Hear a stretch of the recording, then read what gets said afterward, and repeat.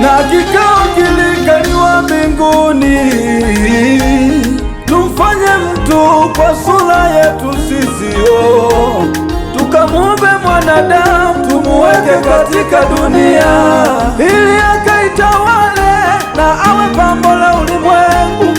Mwanadamu wewe ni kama maua ya kondeni, ndiyo maana wapendeza katika ulimwengu, na ndo maana wewe ni fahari ya Mungu mwenyewe.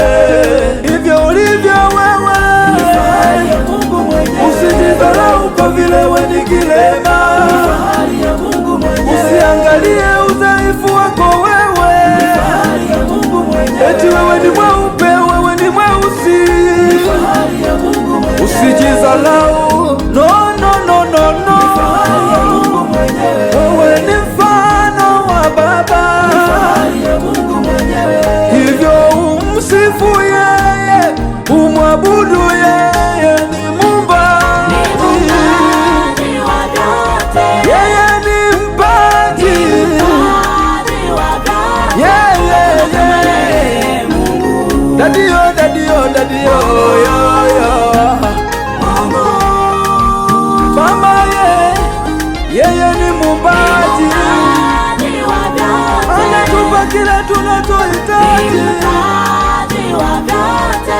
Hakuna kama yeye Mungu, huyu Baba, Baba.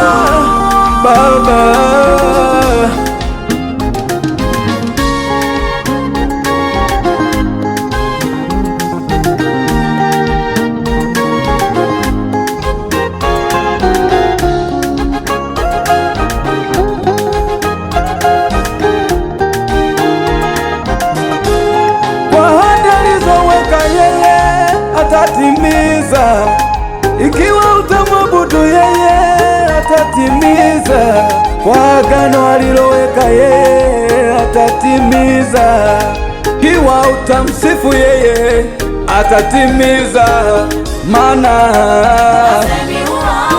tena Bwana kama ni afya, kama uhai yote, na kisha uzima wa milele, kama ni fedha, kama ni mali, uzima wa milele. Maana tumepewa mfano Mungu mwenyewe, tulipoteza sura yake kule Edeni, kamtuma mwanae wa pekee Yesu aje kurejesha vilivyopotea. Kamtuma mwanae wa pekee Yesu aje kurejesha vilivyopotea. Ndiyo maana ameikuza ahadi yake, ni upendo kuliko jina lake. Ahadi yake Bwana,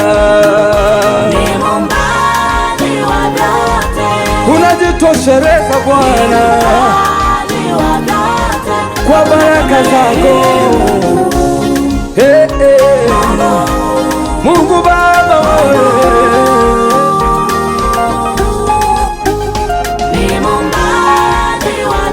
hakuna kama wewe Bwana, tumekuona Bwana. Mungu wangu wewe,